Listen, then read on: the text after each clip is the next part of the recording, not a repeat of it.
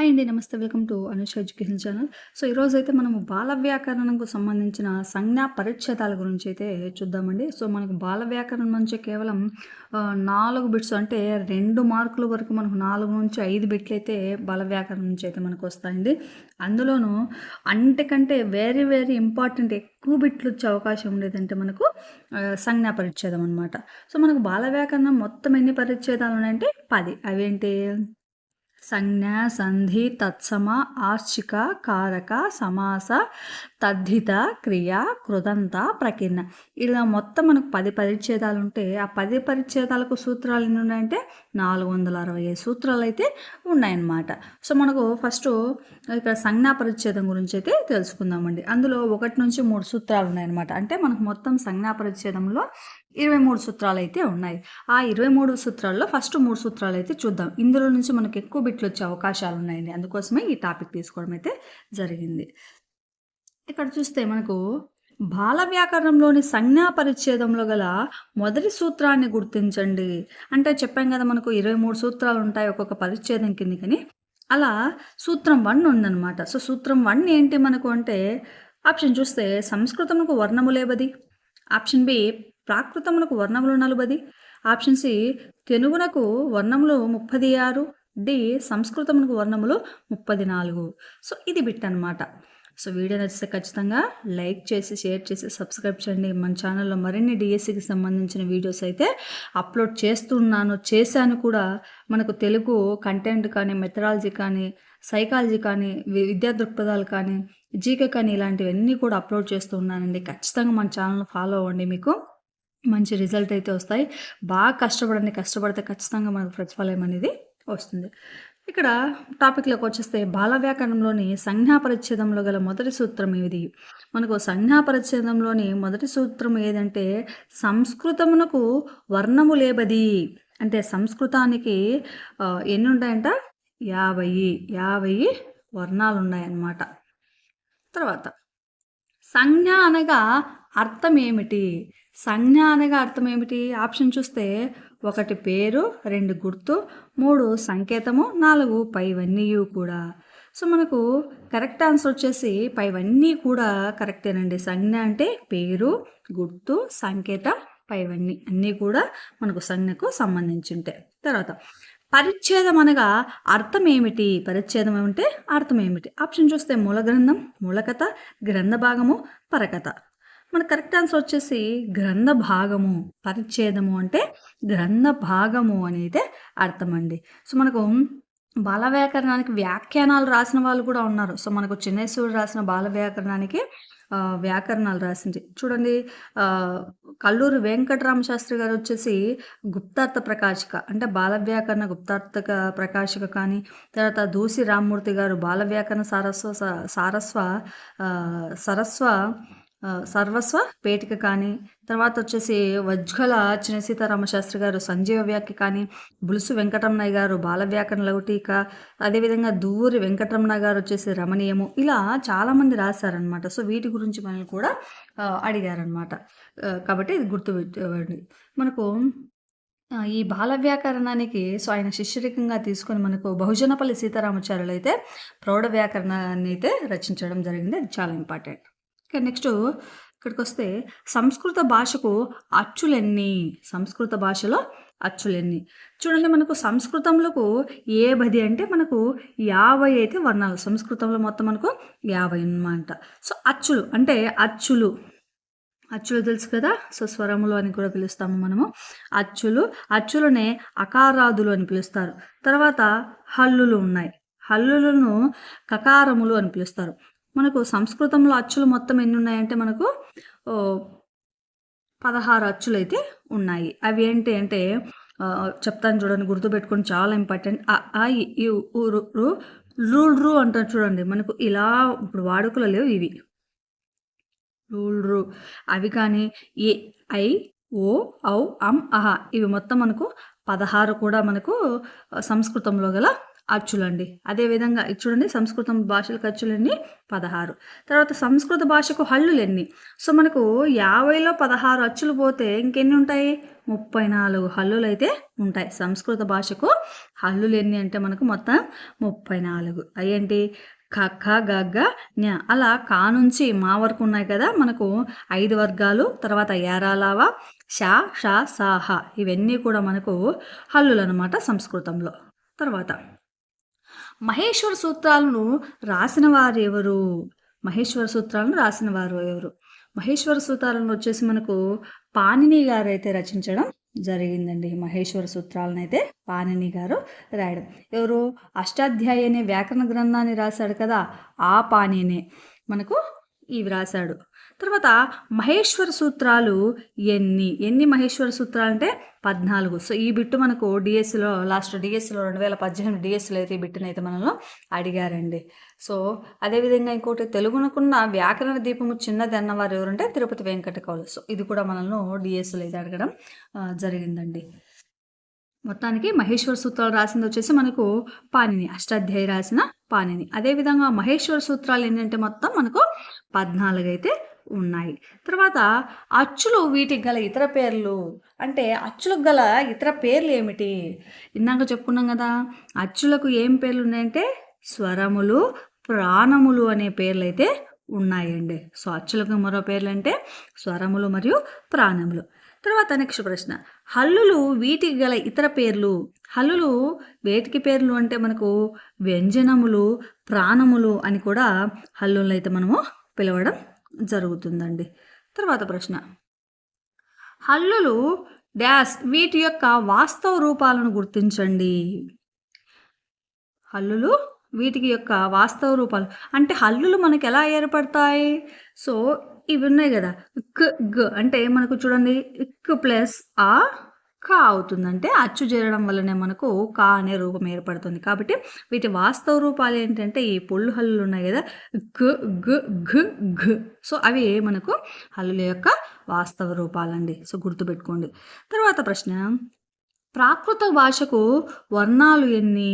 So, ప్రాకృత భాష అంటే మనకు రెండవ సూత్రం. మొదటి సూత్రం ఏమని చెప్పుకున్నాము? సంస్కృతముకు వర్ణములు 50 అని చెప్పుకున్నాం కదా! అలాగే అంటే ఫస్ట్ సూత్రం. తర్వాత రెండవ సూత్రం ఏంటి? మనకు పరిచ్ఛేదంలో అంటే సంజ్ఞా పరిచ్ఛేదంలో ఫస్ట్ సూత్రం వచ్చేసి సంస్కృతమునకు వర్ణములు 50. తర్వాత రెండవ సూత్రం వచ్చేసి మనకు ఇదే అనమాట. ఏంటి? ప్రాకృతమునకు వర్ణములు 40. ప్రాకృతమునకు వర్ణములన్నీ 40. 40 అంటే 40. ఇది సూత్రం 2 అనమాట మనకు సంజ్ఞా పరిచ్ఛేదంలో. ఇక్కడ చూడండి ప్రాకృత భాషకు వర్ణాలు ఏం చెప్పుకున్నాం? 40. 40 అంటే 40. ఆప్షన్ 3 అనేది మనకు కరెక్ట్ అండి. తర్వాత ప్రాకృత భాషలోని అచ్చుల సంఖ్య ఎంత? సో, ప్రాకృతంలో మనకు మొత్తం అచ్చులు ఎన్ని ఉన్నాయంటే 10 అచ్చులు అయితే ఉన్నాయి. ప్రాకృత భాషలో అచ్చులు ఎన్ని ఉన్నాయంటే 10. అంటే 10 అచ్చులు ఉన్నాయంటే మొత్తం మనం ఎన్ని చెప్పుకున్నాం? 40 అంటే 40 చెప్పుకున్నాం. 10 అచ్చులు అయితే ఇంకా హల్లులు ఎన్ని? 30. సో, ఆ అచ్చులన్నీ ఏవంటే ఆ, ఆ, ఈ, ఈ, ఉ, ఊ, ఏ, ఓ, అం, అహ ఈ 10 కూడా మనకు ప్రాకృతంలో గల అచ్చులు. అదే హల్లులు అంటే ఖ, ఖ, గ, ఘ. మనకు లాస్ట్ అనునాసికాలు వస్తాయి కదా! ఇది న్యా, ఇన, అణ, న్యా, ఇన ఈ 2 కూడా మనకు లేవు. క, ఖ, గ, ఘ, చ, ఛ, జ, ఝ, ట, ఠ, డ, డ, అన, త, థ, ద, ధ, న, ప, ఫ, బ, భ, య, ర, ల, వ, స, హ, అళ ఇవన్నీ కూడా మనకు ప్రాకృతంలో గల హల్లులండి. మొత్తం మనకి ఎన్ని ప్రాకృతంలో అచ్చులు అంటే 10. ప్రాకృతంలో హల్లులు ఏంటంటే 30. తర్వాత సంస్కృత భాష తరువాత తెలుగు భాషకు ఎన్నో పదాలను ప్రదానం చేసిన భాష ఏమిటి? అంటే మనము సంస్కృతంలో నుంచి మనము దాదాపు 19 అయితే అక్షరాలు అయితే మనము తెలుగులోకి తెచ్చుకున్నామన్నమాట. అలాగే సంస్కృతం తర్వాత మనం తెచ్చుకున్న ఏ భాష నుంచి తెచ్చుకున్నామంటే మనము ప్రాకృతం నుంచి కూడా కొన్ని మనము తీసుకొచ్చుకున్నాము. అవేంటైతే మనము తర్వాత అయితే చెప్పుకుందాము. సంస్కృతంలో ఉండి ప్రాకృతంలో లేని అచ్చులు ఎన్ని? సంస్కృతంలో ఉండి ప్రాకృతంలో లేని అచ్చులు ఎన్ని అంటే మొత్తం మనకు 6 అండి సంస్కృతంలో ఉండి ప్రాకృతంలో లేని అచ్చులు. అవేంటి మనకు తర్వాత రు, రు, రు, రు, ఏ ఉన్నాయి గదా! ఏ, ఓ, ఔ ఇవన్నీ కూడా మనము సంస్కృతంలో ఉన్నాయి. కానీ ప్రాకృతంలో అయితే లేవు ఆ 6 కూడా. తర్వాత సంస్కృతంలో ఉండి ప్రాకృతంలో లేని అచ్చులను గుర్తించండి. సో, ఇందాక మనం చెప్పుకున్నాం గదా! ఏంటి రు, రు, రు, రు, ఐ, ఔ ఇవి 4 కూడా మనకు ఈ 6 కూడా మనకు సంస్కృతంలోని ప్రాకృతంలో లేని అచ్చులు. తర్వాత సంస్కృతంలో ఉండి ప్రాకృతంలో లేని హల్లులు ఎన్ని? సంస్కృతంలో ఉండి తర్వాత ప్రాకృతంలో లేని హల్లులు. హల్లులు ఎన్ని అంటే మనకు మొత్తము 4 అండి. సో, 4 అవేంటో తెలుసుకుందాము. సంస్కృతంలో ఉండి ప్రాకృతంలో లేని హల్లులు. అవేంటంటే న్యా, ఇన, ష, ష ఈ 4 కూడా మనకు సంస్కృతంలో ఉన్నాయి. ప్రాకృతంలో అయితే లేవు. మొత్తం ఏంటంటే 4. సో, గుర్తుపెట్టుకోండి చాలా చాలా ఇంపార్టెంట్. మనకు ఎక్కువ సంజ్ఞా పరిచ్ఛేదం నుంచే మనకు బాల వ్యాకరణంలో నుంచి బాల వ్యాకరణంలోని సంజ్ఞా పరిచ్ఛేదం నుంచే మనకి ఎక్కువ బిట్స్ వచ్చే అవకాశం ఉన్నాయి మనకు డిఎస్సికి. తర్వాత క్రింది వానిలో వక్రములను గుర్తించండి. వక్రములు అంటే కొంచెం అంటే తక్కువ వంకర కలిగిన అక్షరాలు అని మనకి ఇక్కడ అర్థము. అవి ఏంటి ఏ, ఏ, ఓ, ఓ ఇవన్నీ కూడా వక్రములు అని పిలవడం జరుగుతుంది. అదే వక్రతములు కూడా ఉన్నాయి. వక్రతములు కూడా మనకు ఉన్నాయన్నమాట. సో, ఇవి కూడా అడిగే అవకాశం ఉంది. ఏ అంటే ఐ అంటే మిక్కిలి అంటే ఎక్కువ వంకర కలిగిన అక్షరాలనే మనము వక్రతములు అంటారు. ఏంటి ఐ, ఔలను మనము వక్రతములు అంటారు. అదే వక్రములు అంటే తక్కువ వంకర కలిగిన అక్షరాలే ఏ, ఏ, ఓ, ఓ అవి వక్రములు అవుతాయి అన్నమాట. తర్వాత తెలుగునకు వర్ణములు ఎన్ని అంటే ఇది 3వ సూత్రం. సూత్రం 3 ఇది అనమాట. సో, సూత్రం 1 ఏమిటి మనకు సంస్కృతములకు వర్ణములు 50. తర్వాత 2వ సూత్రం ఏమిటి ప్రాకృతములకు వర్ణములు 40. అదే 2వ సూత్రం సంజ్ఞా పరిచ్ఛేదంలో మొత్తం 23 అనుకున్నాం కదా.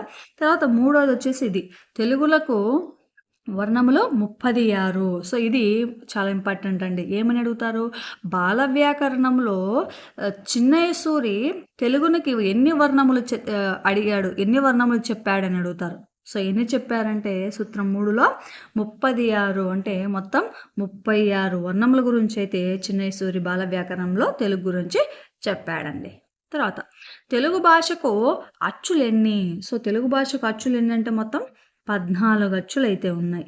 సో, ఎన్ని అచ్చులు అంటే 14. ఏంటి ఆ, ఆ, ఇ, ఈ, ఉ, ఊ, ఏ, ఐ, ఓ, ఓ, ఔ, అమ్మహ అంటే మనకు రు, రు అనే అక్షరాలు అయితే మొత్తం మనకు 16 కదా. ఇప్పుడు మనం వాడుకలో ఉండేది 16 అయితే అందులో రు, రు అవి కూడా కొంచెం వాడటం అయితే తగ్గించేశారండి. సో, మొత్తం మనకు తెలుగు భాషకు అచ్చులు ఏంటంటే 14 చిన్నేశ్వరి ప్రకారం.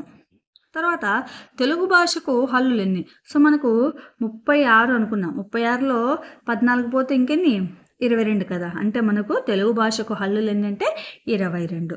అయ్యేంటి క, గ తర్వాత చ ఇక్కడ చాకు ఈ పైన వస్తుంది కదా లంకె గుర్తు అంటారనమాట దీన్ని. సో, లంకె గుర్తు అని గుర్తించింది వచ్చేసి మనకు సిపి బ్రౌన్ గారు. చ, చ, జ తర్వాత జ ఇది కూడా మనకు ఇంకొక లంకె గుర్తు అయితే అనమాట. సో, హల్లులు చెప్తాను చూడండి క, గ, చ, చ పైన ఉండేది లంకె గుర్తు. తర్వాత జ ఇది కూడా జ దీనికి కూడా లంకె గుర్తు ఉంటుంది. తర్వాత ట, ద, అన, త, ద, న, ప, బ, మ తర్వాత య, ర, ల, వ, స, హ, అల ఇవి మొత్తము 22 హల్లులు అనమాట మనకు చిన్నయ్య ప్రకారం తెలుగుకు. అచ్చులు నేను చెప్పుకున్నాం 14 అని చెప్పుకున్నాం కదా. నెక్స్ట్ ప్రశ్న అయితే చూద్దాం. సంస్కృతంలో ఉండి తెలుగులో లేని వర్ణాల సంఖ్య ఎంత? సంస్కృతంలో ఉండి తెలుగులో లేని వర్ణాల సంఖ్య ఎంత అంటే మొత్తం 19. సో, చెప్పాను కదా ఫస్ట్ చెప్పేప్పుడే మనకు తెలుగులో సంస్కృతం నుంచి తెలుగులోకి తీసుకొచ్చుకున్న అక్షరాలు ఎన్ని అని చెప్పాం. మనము మొత్తము 19 అక్షరాలను అయితే మనం సంస్కృతం నుంచి తెలుగులోకి అయితే తెచ్చుకున్నాం. అవేంటి రు, రు, లు ఇది అంటారు కదా లు, రు తర్వాత విసర్గ, ఒత్తు ఉంది గదా! ఇవన్నీ వర్గయుక్కులు అంటాం గదా! అంటే మనకు కింద ఇట్లా పొల్లు అంటే కింద గూటం అంటారు గదా! అలా వచ్చిన అక్షరాలేంటి? ఒత్తు ఒత్తు ఒత్తు ఒత్తు ఫ, ఘ, ఝ, ఢ, ధ, భ అంటే ఒత్తు కింద పొల్లున్నాయి గదా! ఇట్లా గూటం అంటారు అవి. తర్వాత న్య, ఇన, ష, ష ఈ 19 అక్షరాలు కూడా మనకు తెలుగులో లేవండి. సంస్కృతంలో ఉన్నాయి. కాబట్టి సంస్కృతంలో ఉండి తెలుగులో లేని వర్ణాల సంఖ్య ఇది కూడా మనకు డిఎస్సిలో అడిగిన బిట్ అండి. 2018 డిఎస్సిలో అడిగిన బిట్టు గమనించగలరు. తర్వాత సంస్కృతంలో ఉండి తెలుగులో లేని అచ్చుల సంఖ్య ఎంత?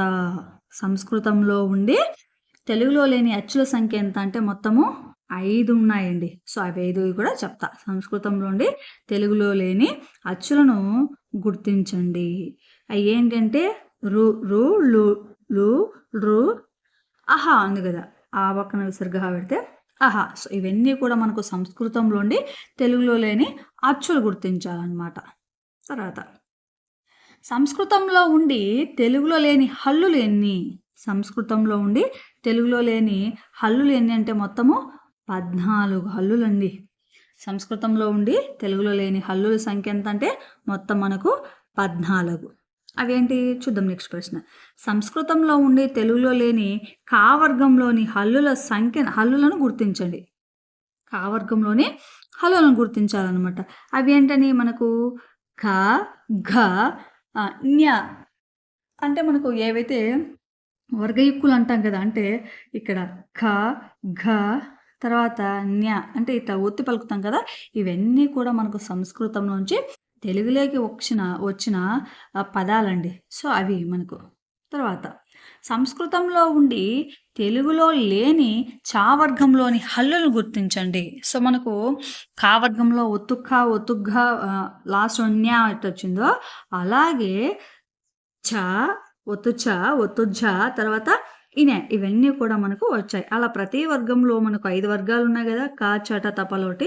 సో ఆ ఒత్తులు ఏవైతే ఉన్నాయో అవన్నీ కూడా మనకు సంస్కృతం నుండి తెలుగులోకి వచ్చినట్టే గమనించగలరు. తర్వాత సంస్కృతంలో ఉండి తెలుగులో లేని టా వర్గంలో అస్సలు కన్ఫ్యూజ్ కావద్దండి. కొంచెం నిదానంగా మనం కనుక ఆ నుంచి బండ్రా వరకు అక్షరాలు రాసుకుని వీటిని వీడియో చూస్తే వాటిని గమనిస్తూ ఉంటే మీకు ఈజీగా అయితే అర్థమవుతాయి.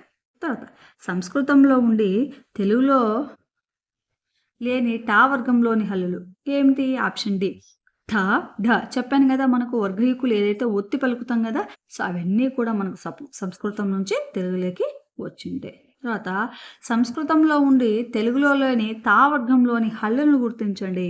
ఏంటి మనకు థ తర్వాత ధ. ఆప్షన్ డి అనేది మనకు కరెక్ట్ ఆన్సర్ అవుతుందండి. తర్వాత ప్రశ్న. సంస్కృతంలో ఉండి తెలుగులో లేని పావర్గంలోని హల్లులు. సో ఈజీగా చెప్పగలరు. ఏదో దీనికైతే మీరు 32వ ప్రశ్నకు ఆన్సర్ ఏంటో మీరు ఒకసారి కామెంట్ చేయండి. సో ఎంతమంది కరెక్ట్ చేస్తారో చూద్దాము. నేను తర్వాత కామెంట్లో అయితే ఆన్సర్ అనేది చెప్తాను. తర్వాత ప్రశ్న.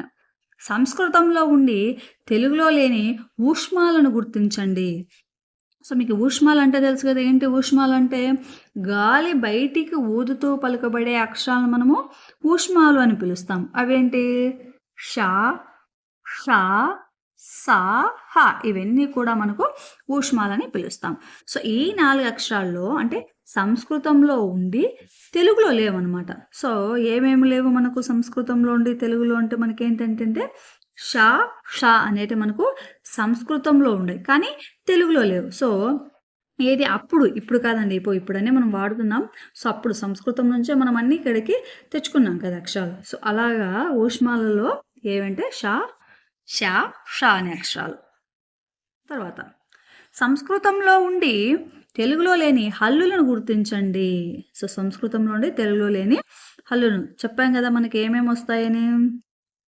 ఖ, ఘ అంటే ఫస్ట్ రోలో ఉన్నాయి కదా, మొత్తం ఒత్తుటన్నీ ఉన్నాయి కదా, ఇవన్నీ. అదేవిధంగా ష, ష ఈ 2 అక్షరాలు ఇవన్నీ కూడా మనకు సంస్కృతం నుంచి తెలుగులోకి వచ్చిన అక్షరాలండి, వర్ణాలు. తర్వాత తెలుగులో ఉండి సంస్కృతంలో లేని వర్ణాల సంఖ్య ఎంత? వర్ణాల సంఖ్య ఎంత అంటే మొత్తం 5 అండి. సో తెలుగులో ఉండి సంస్కృతంలో లేని వర్ణాల సంఖ్య. తర్వాత తెలుగులో ఉండే సంస్కృతంలో లేని అచ్చులు ఎన్ని? అంటే మనకు తెలుగులో ఉన్నాయి కానీ సంస్కృతంలో లేవు. అవి ఏంటంటే మొత్తము 3. సో హల్లులైతే ఎన్ని అని చెప్పాము? హల్లులైతే 5. తెలుగులో ఉండి సంస్కృతంలో లేని వర్ణాల సంఖ్య అంటే 5. అదే అచ్చులు వచ్చేసి ఏంటంటే 3. గుర్తుపెట్టుకోవాలి. తర్వాత తెలుగులో ఉండి సంస్కృతంలో లేని అచ్చులను గుర్తించండి. తెలుగులో ఉన్నాయి కానీ సంస్కృతంలో లేవు. ఏమిటంటే ఏ, ఓ, అమ్. ఆపకం సున్నా పెడితే అమ్ కదా. సో అవి అనమాట. ఆప్షన్ 3 అనేది కరెక్ట్ ఆన్సర్ అవుతుంది. తర్వాత తెలుగులో ఉండి సంస్కృతంలో లేని హల్లులు ఎన్ని? అంటే మనకు తెలుగులో ఉన్నాయి కానీ సంస్కృతంలో లేవు. ఆ హల్లులు అనేది ఎన్ని అంటే మనకు 2. తెలుగులో ఉండి సంస్కృతంలో లేని హల్లులు. తర్వాత తెలుగులో ఉండి సంస్కృతంలో లేని హల్లులను గుర్తించండి. 2 అని చెప్పాం కదా. ఏంటి ఆ 2 అంటే చ, జ. అంటే వీటిని ఏమంటారంటే దంతె చాజాలు అని పిలుస్తాం. సో ఈ పైన ఉన్న గుర్తుని ఏమంటామంటే లంకె గుర్తు అంటారు. సో వీటికి ఆ లంకె గుర్తు అని పేరు పెట్టింది ఎవరంటే మనకు సిపి బ్రౌన్ గారు. సో గమనించగలరు.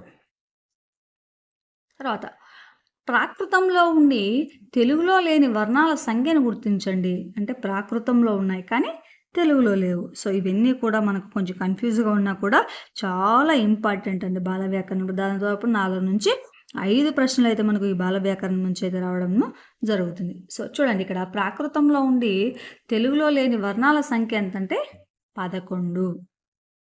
తర్వాత ప్రశ్న, ప్రాకృతంలో ఉండి తెలుగులో లేని అచ్చులు ఎన్ని? ప్రాకృతంలో ఉండి తెలుగులో లేని అచ్చులు, ఇందాక వర్ణాలు 11 అనుకున్నాం కదా, అలాగా అచ్చులు ఎన్ని అంటే మనకు 1 అచ్చు అనమాట. సో ఆ అచ్చు అనేది కూడా ఏదో చూద్దాము. ప్రాకృతంలో ఉండి తెలుగులో లేని అచ్చు ఏదంటే అహా, విసర్గ ఉంటుంది కదా ఆ పక్కన, అది. తర్వాత ప్రశ్న, ప్రాకృతంలో ఉండి తెలుగులో లేని హల్లులు ఎన్ని? అంటే ప్రాకృతంలో ఉన్నాయి తెలుగులో లేని హల్లులు. సో కన్ఫ్యూజ్ కాకుండా ఉండండి మీకు కొంచెం. సో కొత్తగా బాల వ్యాకరణం వినే వాళ్ళైతే కొంచెం కన్ఫ్యూజ్. సో దీని మీద అవగాహన ఉన్న వాళ్ళకైతే కొంచెం ఈజీగా ఉంటుంది. సో మనం మార్కులు గెయిన్ చేసుకోవడానికి కూడా ఉంటుంది, అర్థం చేసుకోవచ్చు బాగా. సో ఇక్కడ ప్రశ్న, ప్రాకృతంలో ఉండే తెలుగులో లేని హల్లులు ఎన్ని అంటే మనకు మొత్తము 10. సో ఆ హల్లులు ఏంటి అంటే చూడండి, ఖ, ఛ, ఠ, థ, ఫ, ఘ, ఝ, ఢ, ధ, బ. అంటే మనకు ఒత్తులు ఉన్నాయని చెప్పి వచ్చాం కదా. సో వర్గైకులు ఇవన్నీ కూడా మనకు ప్రాకృతంలో ఉండి తెలుగులో లేని హల్లులు అనమాట అవన్నీ. తర్వాత ప్రాకృతంలో ఉండి తెలుగులో లేని వర్ణాలను గుర్తించండి. ప్రాకృతంలో ఉండి తెలుగులో లేని వర్ణాలను గుర్తించండి. ఏంటంటే విసర్గ, అమ్మహ అంటాం కదా, అది ఖ, ఘ, ఝ, ఝ, ఠ, ఢ, థ, ధ, ఫ, బ. ఇవన్నీ కూడా మనకు ప్రాకృతంలో ఉండి తెలుగులో లేనివి అన్నమాట. వర్ణాలను గుర్తించండి. ఫస్ట్ హల్లులో వర్ణాలను ఇచ్చాడు. సో అన్నీ అవే. తర్వాత తెలుగులో ఉండి ప్రాకృతంలో లేని వర్ణాలు ఎన్ని? అంటే తెలుగులో ఉండి ప్రాకృతంలో లేని వర్ణాలు ఎన్ని అంటే 7 అండి. తర్వాత ప్రశ్న, తెలుగులో ఉండి ప్రాకృతంలో లేని అచ్చులు ఎన్ని?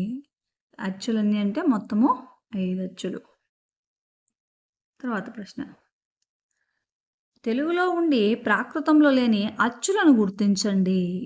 సో అవి ఏంటంటే ఏ, ఐ, ఓ, ఔ, అమ్. ఇవన్నీ కూడా మనకు తెలుగులో ఉన్నాయి, ప్రాకృతంలో అయితే లేవు. తర్వాత తెలుగులో ఉండి ప్రాకృతంలో లేని హల్లులను గుర్తించండి. ఏవంటే 2 హల్లులు. సో ఆ 2 హల్లులు ఏంటి అంటే మనకు చెప్పాం కదా, చ అంటే దంతె చాజాలు అంటాం కదా. సో అవి అనమాట. సో మొత్తానికి ఇవి మనకు బాల వ్యాకరణంలోని సంధి పరిచ్ఛేదం, మనకు సంజ్ఞా పరిచ్ఛేదం నుంచి 3 సూత్రాలు అయితే ఉన్నాయి. సో మొత్తానికి ఏంటంటే మనం తెలుగు అనేది అంతా కూడా మనకి 56 అక్షరాలు కూడా సంస్కృతం మరియు